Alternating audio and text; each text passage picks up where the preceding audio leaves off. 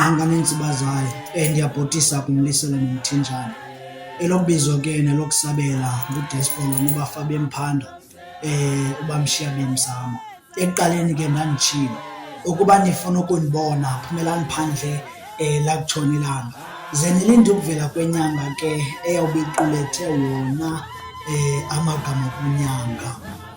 Kodwa ke ngomhla wokuqala ngokutsha ngomhla wesithathu October iyawube iphume emini le nyanga, ilanga lihlaba umhlaba iphikisana nelanga ngokukhanya naye ifuna ukugqama ngapha eSterkspruit kulaa mhlaba waseHetshele.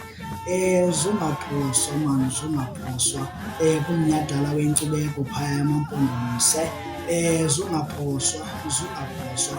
Ndimane ndikhwaza kuthiwa ikhwelo lityala ungasabelanga uyawubona uba kwenziwa njani. Ithi mani le nto nibo bajonga abantu, zubagade abantu, zuyigade nale mbewu ihlwayelayo, bangayonyula xa itshonayo, zubagade ke nabo bakuhlakulisayo, bangayigeca xa bengabonwayo.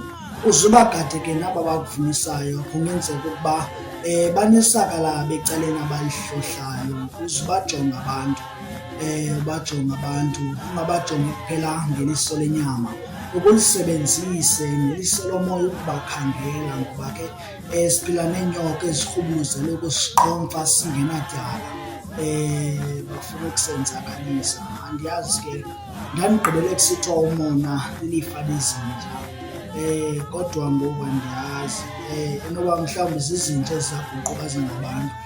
Kodwa ya mayidibaneni khona mani, iyawube iphumelele inyanga, ilanga lihlaba umhlaba iphikisana nelanga ngokukhanya naye ifuna ukugqama.